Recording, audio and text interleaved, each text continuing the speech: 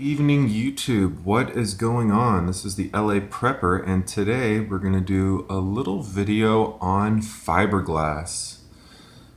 Real quick, my fin has been set up overnight, and you can tell just by hearing it, it's got a nice little ring to it. It's super solid.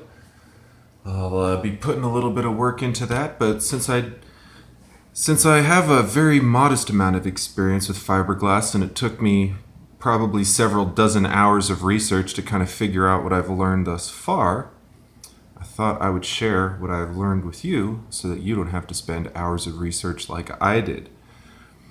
So we're going to talk about materials, we're going to talk about prep, we're going to talk about application. So, first thing about materials. Two big differences here. In front of me we have some epoxy, sometimes referred to as epoxy resin. If you get it in the big kits, you'll have a bunch of epoxy and you have a hardener, like epoxy resin plus a hardener versus like two-part epoxy.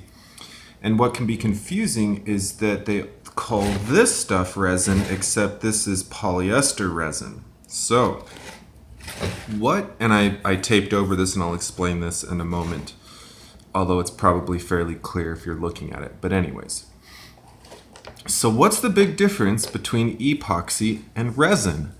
Well, both of them you have something that you mix. Both of them can be used with fiberglass. They're both very effective.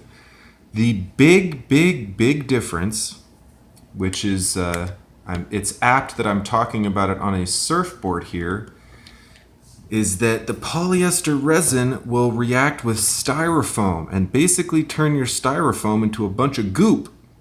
And that is not good. You do not want that. So, what does that mean? Well, if you're doing a repair like this, and you're just going fiberglass on fiberglass, or fiberglass on polyester resin and fiberglass, then you can use the polyester resin and it's no big deal.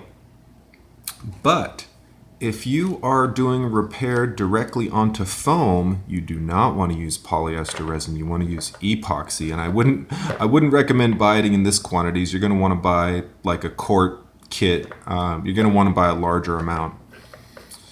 So that is lesson number one. Do not ever use polyester resin directly on at least styrofoam. Basically any type of foam, I would avoid using it. Maybe there's a few types of foam that you can use it on, but generally speaking, avoid using the resin on foam. Now, having said that, why did I get the resin? Well, it's about half as cheap. And I'm a cheapskate and I don't always make good decisions, so I bought the polyester resin. Do I regret it? Yeah, not really. It's actually lasted a lot longer than I thought it would. Let's see, I probably have about at least half of this left, maybe a little more than 2/3, maybe 3/5, I don't know. So, yes, tip number one, difference between resin and epoxy. Tip number two, fiberglass. Here we have some beautiful fiberglass. It's such a wonderful material. This is a very basic cross weave. You'll see that we have one weave going down like this and one going across like that. There are a lot of different types of fiberglass. There are different, you have fiberglass cloth like this. You have fiberglass mat, which is kind of like a bunch of strands of fiberglass all kind of not woven together, but they're sort of, it's kind of hard to explain. They're kind of a mat. I can't really explain it any better than that, but go ahead and Google fiberglass mat if you want to see what fiberglass mat is. And then you have fiberglass roving, which is essentially just the threads. So you'll get like roving on a spool. Now, what is the difference? Well, this is the strongest material by far because of course you have the cloth is made of these individual strands of fiberglass. So you'll notice like when I pull it here, I can't pull it apart. Obviously I could, pull a few threads off, but basically it's solid, strong, very strong and tensile strength to be specific. So anytime you're looking to get maximum strength from a part, there's a good chance you're going to want to use predominantly fiberglass cloth. Now, that being said, sometimes you'll use a layer or two of matte just to help build up the thickness. Now, what kind of combination of cloth and matte is kind of a whole nother topic of a video. But sometimes if you just need a little bit of thickness, but you don't need as much strength, you might go like matte, cloth, cloth, or something like that. Or matte, cloth, cloth, cloth. You'll have different layers, right? So if you want to get a little bit of extra thickness, the fiberglass matte is a little, and I don't have any, I'm sorry, but it's a little more inexpensive than the cloth. It's a little thicker, so it'll help you build up a little bit of thickness if you want to get a little more compressive strength. But basically, if you need the strength, you're going to want to have mostly layers of cloth. 3 layers of cloth versus 1 layer of matte and 2 layers of cloth. In most applications, 3 layers of cloth is going to be stronger. So that's kind of a whole nother video. Like I said, feel free to look up different combinations yourself. But again, roving is the strands, matte is kind of a bunch of chopped up pieces all together, and the third one is fiberglass cloth. Of course, there's different weaves, there's different thicknesses, but that is the basic of the types of fiberglass you might be using. Of course, there's a lot of different manufacturers too, and you can get ones that are. I'll just leave it at that. I don't want to get too much into different types of fiberglass cloth. Gonna want some scissors. These are my food scissors. I don't use these for fiberglass. I just am using them for a prop. I actually don't know where my fiberglass scissors right now. I think they're under my table, but I don't want to dig around for them. Never mix your food scissors and your fiberglass scissors. Fiberglass strands, your body will not digest them. They can be very dangerous to your internal organs and your lungs. So we're going to talk about ventilation a little bit later, but never mix. When you start cutting fiberglass, mark those scissors fiberglass. I mean, mine have like pieces of fiberglass on them. I wish I knew where they were. I swear they're around here somewhere, but yeah, I have no idea. But anyways, never mix your fiberglass scissors. You can use your fiberglass scissors for other utility things. Just make sure you never use them for food. You might want to get a vacuum bag. Depending on what you're making, being able to vacuum bag fiberglass is very convenient. Now, there is kind of a process for vacuum bagging fiberglass as far as like bleed cloths and how you it's not necessarily a great idea to just, fiberglass your part, put it in a vacuum bag and vacuum seal it, because you're going to have all this epoxy that's or resin stuck to the inside of your vacuum bag. So what you'll want to do is have some bleed cloth and maybe like a vacuum mat cloth. That's kind of a whole nother process. I'll leave that. I probably won't do a video on that, but Google how to vacuum bag fiberglass and you'll see some great videos on that. Ventilation is key. Obviously, when you're just even when you're cutting it, if you're gonna do a lot of cutting of fiberglass, I would definitely have a fan on. It's way better to work on fiberglass outside. I haven't really had the benefit of that. When I was doing a lot of sanding on the surfboard, after I'd put down a few pieces of fiberglass in a few areas, I would go outside and sand it, rinse it off with water, let it dry, and then bring it back inside, because you really don't want little tiny pieces of fiberglass all over your house. Besides the fact that you get a little bit itchy, you just don't want to be touching anything with it with your hands. You don't want to touch your food with it. You don't want to ingest it. You don't want to breathe it. Yeah. So ventilation. Brush. You're going to want a brush, and I would recommend a disposable brush. Granted, you can try to clean your brush with like acetone or paint thinner or different types of solvents like that, but considering how cheap those little disposable brushes are, if you're going to do a lot, just buy a bag of little cheap wooden brushes for like $5 or $8 or whatever, because trying to clean them is just more trouble than it's worth in my opinion. So you can theoretically clean stuff off the brushes, but I have not personally tried, nor do I think I have any desire to. Number 7, mixing cup. I don't have a styrofoam mixing cup, but a little styrofoam drink mixing cup is the perfect thing. That being said, of course, forgive me, plastic is actually better because if you have the resin's going to eat through the styrofoam. If you're just mixing epoxy, you can use a styrofoam cup. So do not try to mix resin in a styrofoam cup, otherwise you will see what happens. It'll get all goopy, it's going to get in your resin, it's going to screw everything up. So little disposable plastic cup. If you have polyester resin like this, or if you have epoxy, a styrofoam cup works well. A mixing rod, I like to use popsicle sticks. They're basically the perfect thing to use. Pretty much everyone that does anything with fiberglass uses popsicle sticks. Not only are they great to mix, but they're also great to kind of spread out the epoxy on your product. Now the paintbrush, of course, is what you're going to use to spread out the epoxy too, and we'll get into that in our application part of the video. Gloves, I would recommend wearing gloves. I would not recommend wearing non-disposable gloves. I would wear latex gloves. If you wear normal, work gloves, you're just going to get a bunch of fiberglass gunk and shards and stuff all over them. So in my opinion, it's better to wear disposable gloves. That way when you're done, you can throw them away and you're not using those gloves for other stuff and be spreading all those little fiberglass shards. Are kind of little SOBs. They get everywhere. They kind of stick to everything.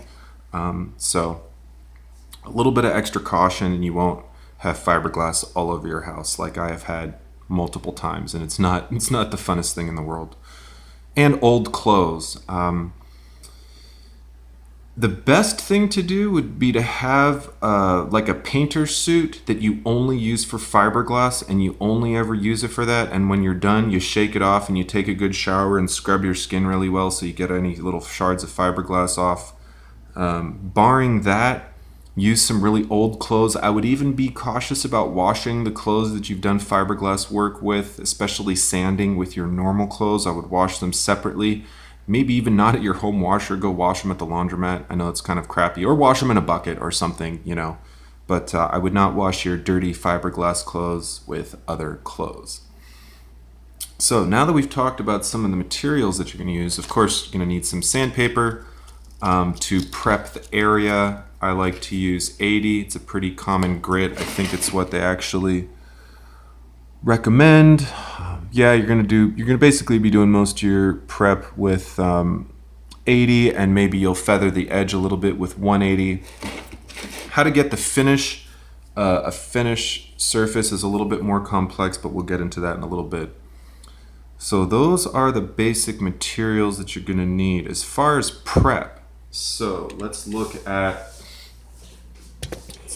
some of these areas that I've worked on. So this one, it looks like it's kind of grainy, but it is actually smooth.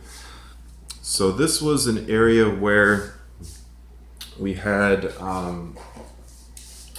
it's an area where there was a little bit of delamination. This is a really old board. It's been through hell and back, which is I think why I got it for $60. The guy was so hard on the price on this. This thing was all beat up and he wouldn't let it go for less than $60. I think he had some sentimental value connected to it or something. He's trying to tell me it's super unique board and shape and narrow tail and all this stuff. Is cracking me up. But anyways, so this little area that's a little darker, you can see that's where we had the delamination. So the first thing you're going to want to do is cut all the loose material out. Just get a knife. A Dremel can be really good for that. Just go bzzz and kind of cut that out. Problem with using a regular knife is that fiberglass really doesn't like to be cut. So if you try to cut it, you're going to end up kind of screwing up the edges a little bit. So make sure you use a really sharp knife and cut it back to where you're kind of cutting into the good fiberglass, because if you have any little bit of delamination, it could cause you issues in the future. So that's going to be step number 1 of prep, is take out any of the old fiberglass. After that, you're going to want to fill it probably just a little bit so that it's flush. Trying to fiberglass over something if there's a little bit of a bump, it's just a little bit complicated. And because you really don't need to fill strength-wise, since you don't need to put a bunch of layers in fiberglass, if there's a little dip, You can use filler. There is specific, like polyfill, I think they call it, or something. There's a specific product, various products, I should say, to use as a filler. And what you, excuse me, what you do is you take your epoxy, or you take your resin, you mix the filler into it, and then just go ahead and apply it. You don't need to put fiberglass down until the layer is smooth. So get your filler. I used sugar because sugar is not the worst filler in the world. It's kind of like a makeshift filler. Go ahead and apply it down. Apply it so that it's just a little bit proud, or it sticks up just a little bit, so that you can sand it flush with the surface, maybe even sand the area down a little bit. So you'll let the filler dry overnight. Probably won't take overnight, but I let most of my repairs dry overnight because I had plenty of time. This stuff actually dries pretty quick, so in a few hours you might be able to come back. But at any rate, the filler will be dry. Then you're always going to want to sand an area a little bit bigger than where you were working, because when you patch this, I can almost kind of draw on it here, but when you patch this, you don't want to just put the patch like right over the little area. You're going to want to patch a little bit bigger. And I could have patched a little bit more up on here, but that's okay. So you're going to come in with your 80 grit, sand everything nice and smooth. And after you have it sanded, go ahead and get a damp rag and kind of wipe off any of the dry stuff. You don't have to, but it's something I like to do just to make sure you have really good adhesion. And then your next step is going to be, you're going to want to pre-cut all your pieces. You don't want to be messing with trying to cut all this stuff, like when you're mixing the epoxy. So have everything pre-cut. If I was going to patch over this again, I would probably go kind of like that, give or take. So, something like cut that and then cut that a little bit. I would make, if I was going to do this patch from scratch, I would probably put on 2 or 3 layers. The surfboard itself probably has 2 or 3. I'm not sure, to be honest. I don't make surfboards, but get a couple patches. Go ahead and test lay them to make sure they fit. And when I say test fit them, go back to the fin here. Don't just kind of cut them and assume that everything's gonna like work out right. So for example, like let's say I wanna glass this fin in. You can see if I just left this patch big and square like this, I got all this material here and all this material there, and that's not good. So you gotta figure out, go ahead and kind of do a test glass without the epoxy and see like, okay, how am I gonna fold this? Am I going to keep this edge here and then kind of fold it over like that? Am I going to cut it to match the edge of the fin? What's going to go on with the front? Do I need to slit it here so that it folds over? When you're looking at the back here, what am I going to do with this? I can't just leave it here. You basically never want to have a bunch of fiberglass sticking out from your repair. Can you cut it and trim it after all the epoxy or resin dries? Yeah, you can, but I can tell you from experience, it's not a good practice. It's not good for your repair, and it's just not something that you're going to enjoy. It's not the right way to do it, is the bottom line. So what I would do for a repair like this, I would cut small kind of rectangular strips, and then that way, when you line them up, you can kind of just like fold a little corner over like that, and then you'll have a little piece in the back you can fold over. You want to make sure it's going to be nice and flush to your repair, and it's going to stick to your repair really nicely. The resin is super sticky, but nevertheless, you don't want to be doing stuff like having a big corner like this, and if you don't slit that and you try to fold this over and then this edge comes up and you're trying to cut it and it's covered in epoxy, and let me tell you, trying to cut this stuff when it's covered in resin is a nightmare. Truly a nightmare. And if you get too much resin and junk on your scissors, you're never going to be able to use your scissors again. So pre-cut all your pieces, test lay them out. It just takes a few extra minutes, and I promise it's going to save you a big headache. So now that we got our materials, And we've prepped the area, we filled the area, we sanded it with some 80 grit so it's nice and smooth.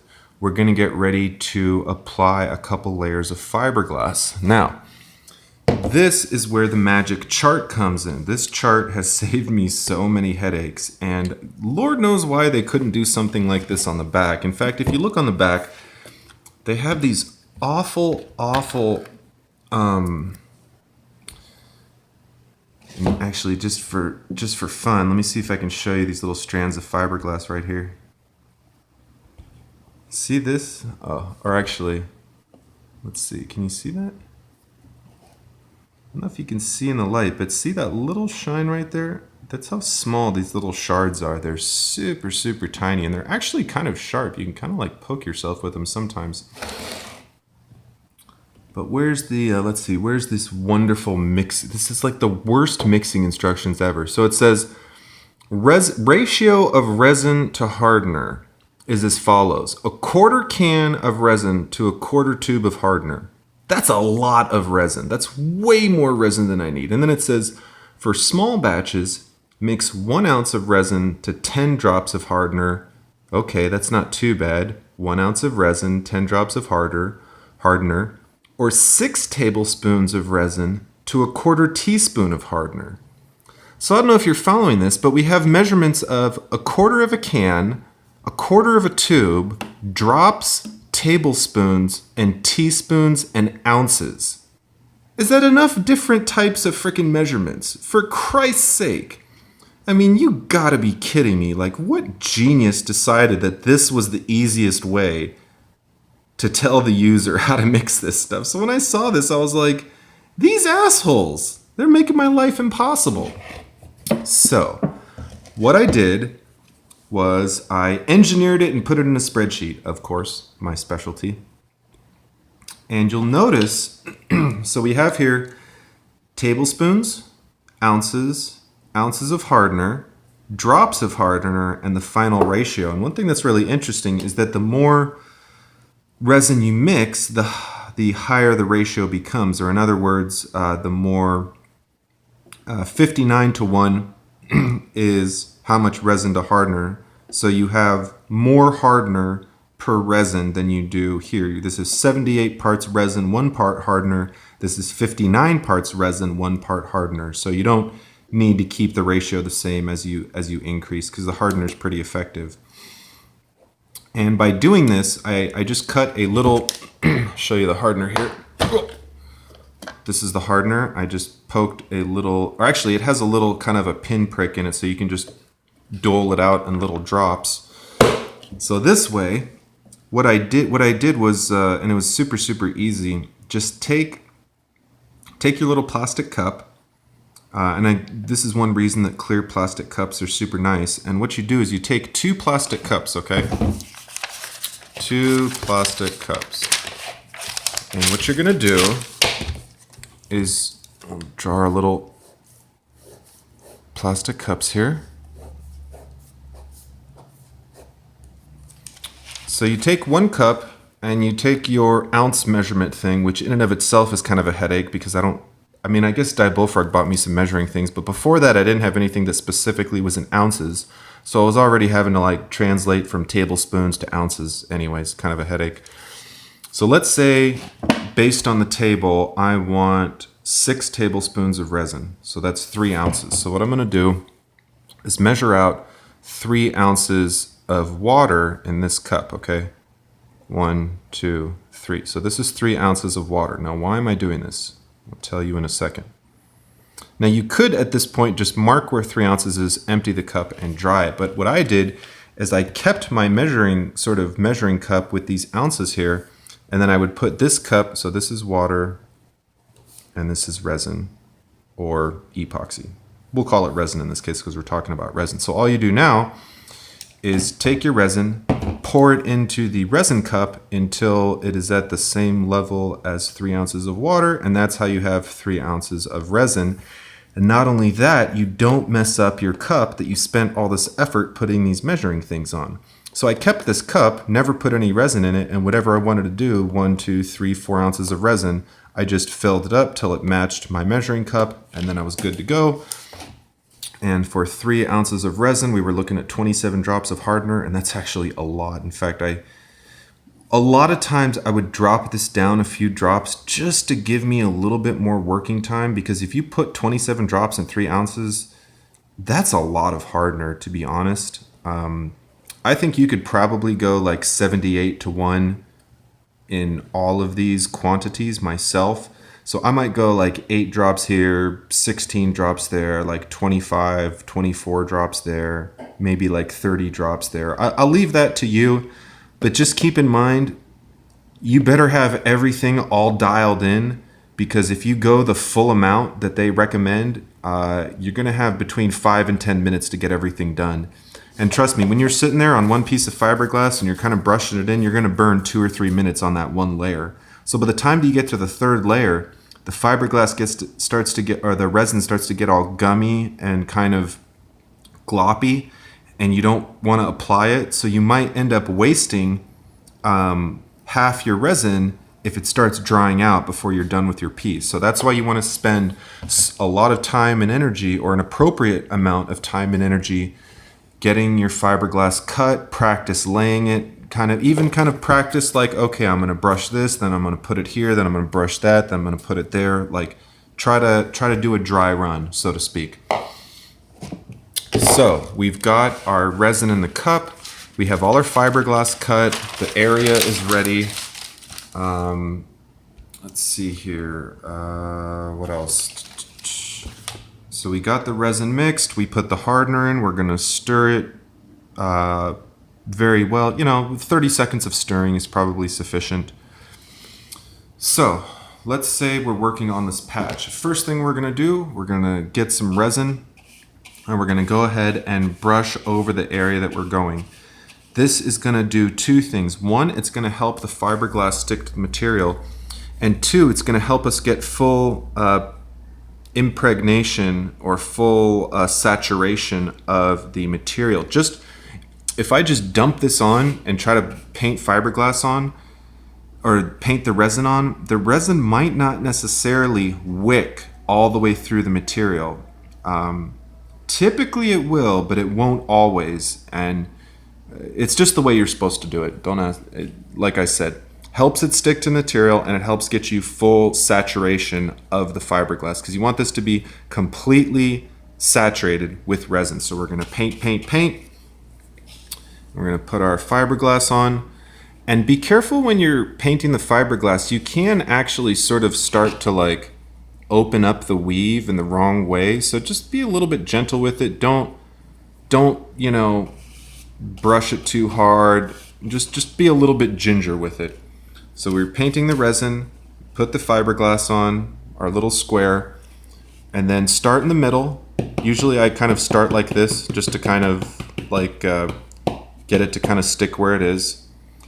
And then before you even put any resin on top, go ahead and just kind of paint it with the resin that's there.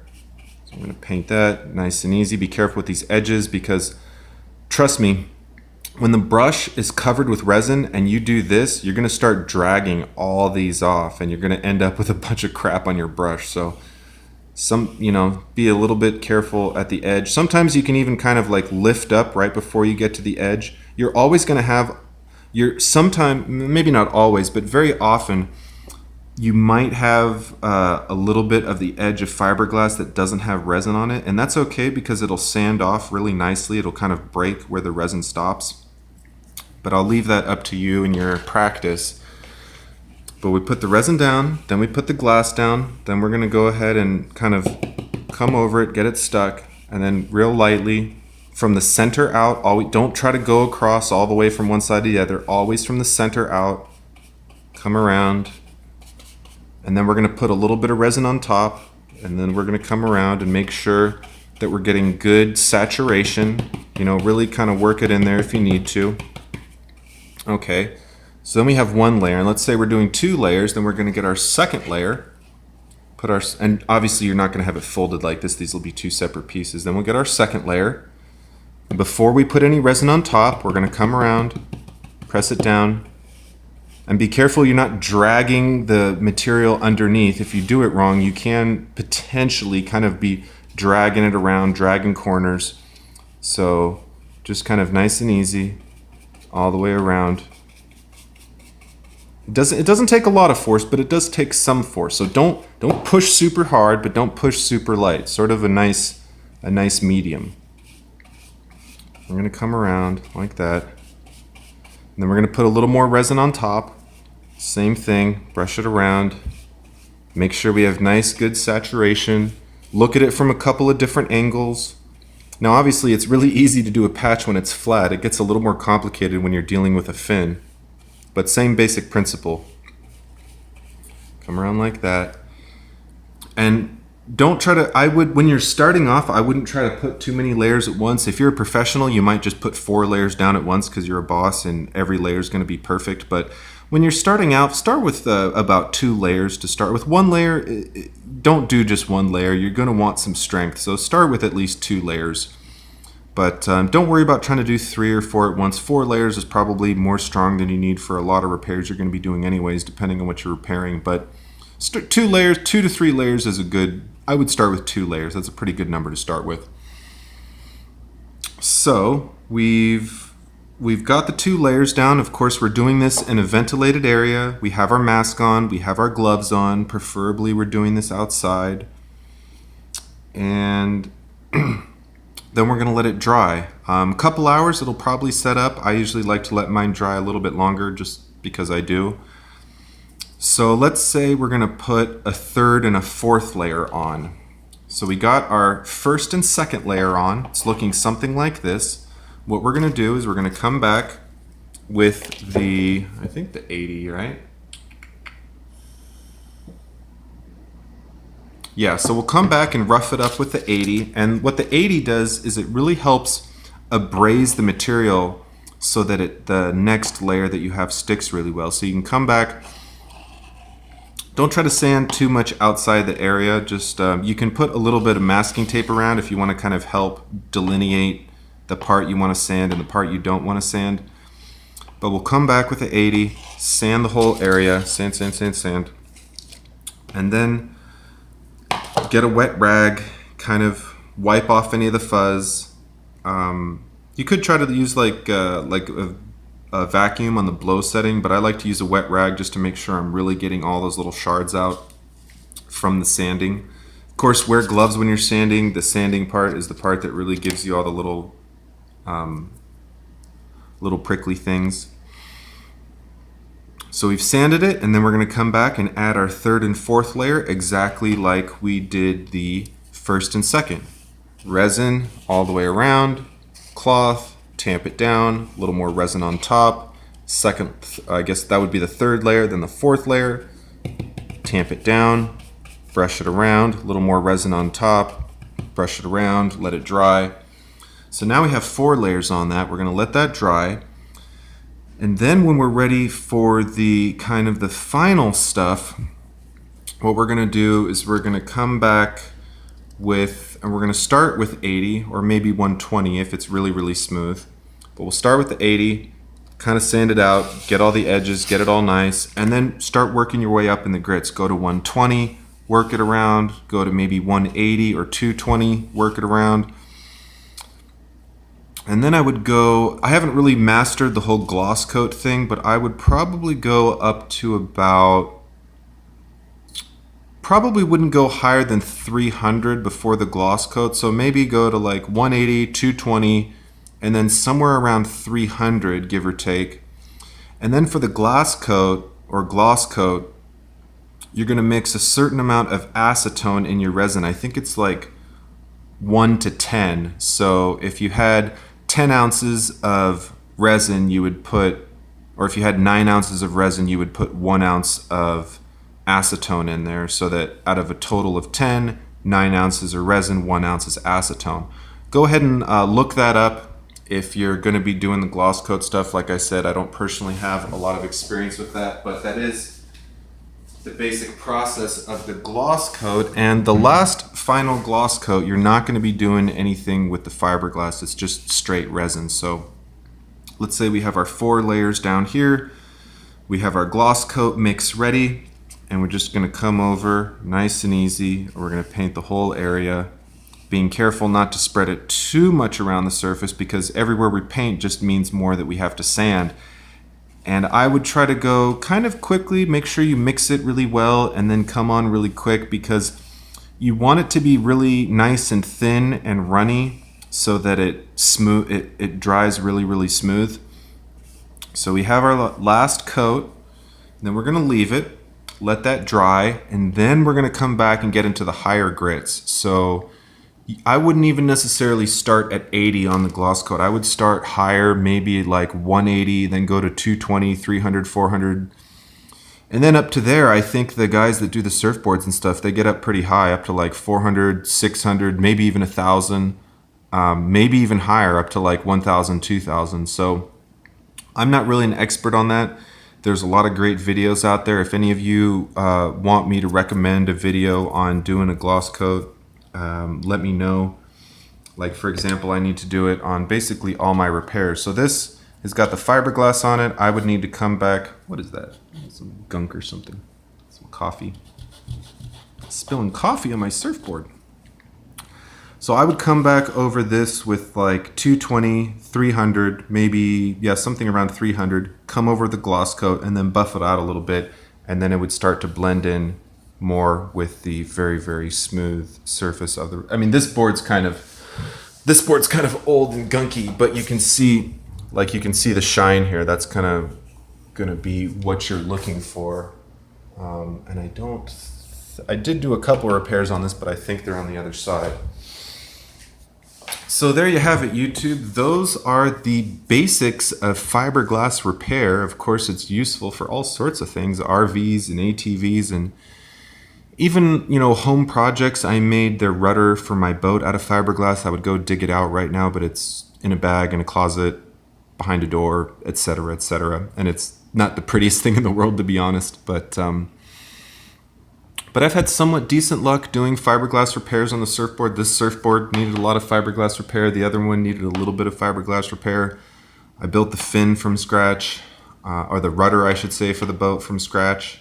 And I actually used some cheap 99-cent store foam core on that, and I was using the resin, and it was a little bit sketchy because it got a little bit bubbly around some of the edges, but and I tried to vacuum bag it. It didn't really work. I don't have a vacuum. I would have liked to, but that's neither here nor there. I hope this video gave you a little bit of insight into fiberglass. It's not the most expensive thing in the world. It's definitely does cost a little money. This thing from Home Depot, I think, was like $12, and that's a lot of fiberglass, unless you're going to make like a surfboard from scratch. If you're just doing repairs, one of these is going to last you a while. I've had this for a year and it's still half full, if that gives you any idea. And I've done tons of repairs on the surfboard, and like I said, made the rudder, and that was several layers. The cloth is a little bit expensive. I think 8 square feet is about $8 or $9. If you were going to be doing a big project or a lot of fiberglass work, you'd want to get a big roll of it, like 36 inches. All the guys that make surfboards and do stuff like that, they have fat 36-inch rolls that are just yards and yards long. But if you have some spare time and some spare money, I have to admit, when I first kind of got into the boat, I was a little bit nervous about the fiberglass stuff. I watched a ton of videos on it. I read a bunch about it. I was reading about fiberglass mats and strength analysis between 1 layer of mat and 2 layers of cloth, and no layers of mat and 3 layers of cloth. Like I said, I spent dozens of hours researching this, and all of my research was essentially condensed into this 38-minute video. So I hope this helps. I've had a lot of fun with the fiberglass. It was a little bit scary at first, but after I did it a few times and I kind of got the hang of it, and I got the hang of mixing and applying it and sanding it, it's not too bad. It's definitely a skill. There's a little bit of a steep learning curve. Even things like getting all these drops and ounces right was like one of the hardest parts, to be honest. And keep in mind, since all these ratios are different, I took their like 10 drops, quarter cup, and whatever else they were saying, and then I kind of tried to do like a line of best fit to kind of get all these different ratios. So like 3 of these ratios are on the back of this can, and all the other ones I sort of split the difference. But anyways, YouTube, I hope you enjoyed this. I would definitely encourage you to try your own fiberglass projects. If you have any damage in something that you own that's fiberglass, I'd love to see a picture of it. If you want any advice on maybe how to repair it, how many layers, and that kind of thing, I'd love to try to help. Until next time, like, comment, subscribe, keep working on those projects, and keep prepping.